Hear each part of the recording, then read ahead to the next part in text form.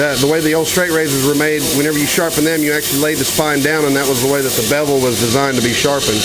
Yeah, but now those old straight razors, you'll see them different widths on the actual razor. What that is, that's a young man's razor and old man's razor. The young man's razor was more narrow, and an old man's razor is wider because he shakes a lot more, and he put that up against his face and not cut himself so bad. There you go. I didn't understand that till I got old. And it really does make a difference. But I say the straight razor for probably 18, 19 years. Some of the old guys, there's one old guy down in Brazil that I met. That's all he's done for his living is make straight razors and scissors. And we're still thinning. We're still not down on the primary edge. So we still hadn't touched that. We're still thinning this thing out just a little bit. And now it's critical not to get it too thin. Yes. Now I'm either pressing a little differently on this side, or out of the factory it was excuse me, a little ground slightly different. And I'd suspect probably from the factory where it is, it's a little, we're not quite down here, and we are here. So I'm gonna work on the side a little bit more.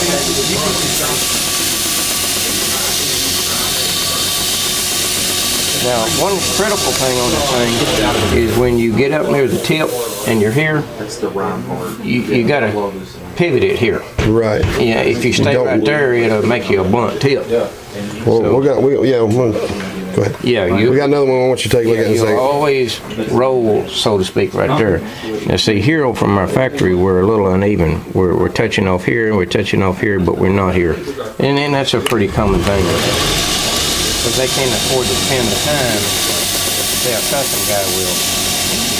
Now, one of the things I'm going to do now, I'm going to start rocking just a little bit. And we're going to let where we're convexing it, we're going to let it go down to the square edge and see what we got. Now, there's all kind of different stones that you can use. The Arkansas stones, Japanese stone, Belgian stone, everybody's got them. Down in Brazil they use clay stones.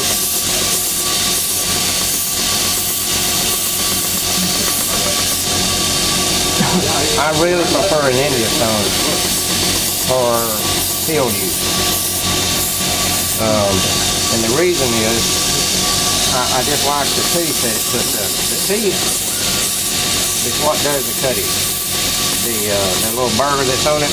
Yes, sir. And a burr can be put on different ways. It can be put on by the hardness of the steel selection itself, or the actual stone. And so,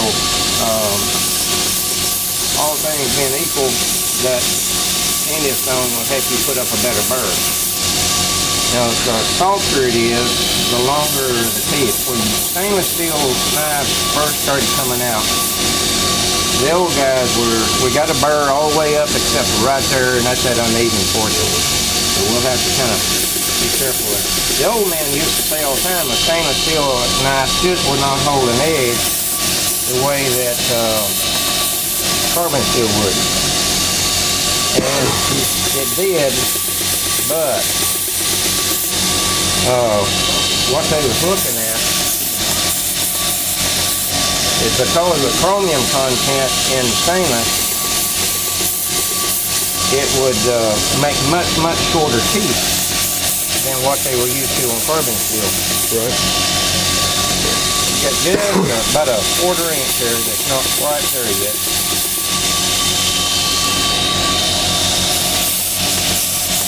Now, rocking it, and you notice I always keep my fingers up here. Rocking it is real critical as far as just how much you're going to put on that thing. If you can rock it up a little too high and you make it too abrupt.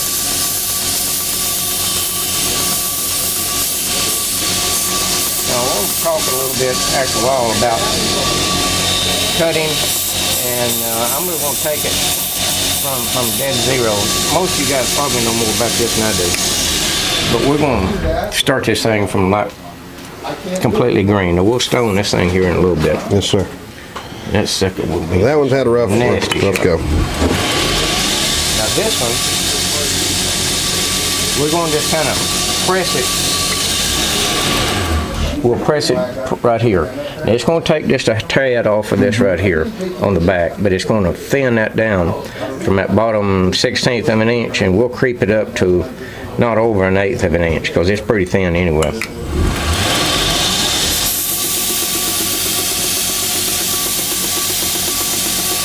Again, notice I'm kind of squeaking it back so I get my edge here.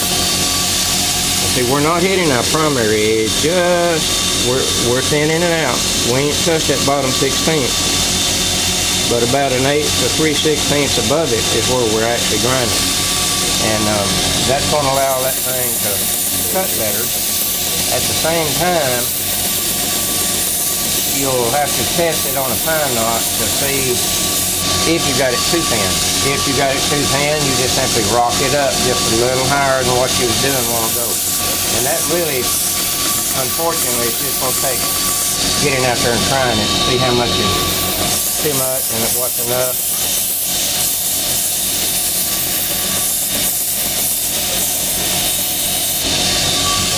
When the more you do this, the bigger scrap pile you're fixing to have. I mean, that's really all it does get down to. All right, that's burned up all the way. You got to get the light right, but the bird goes the entire length. And we'll stone both of these little rascals.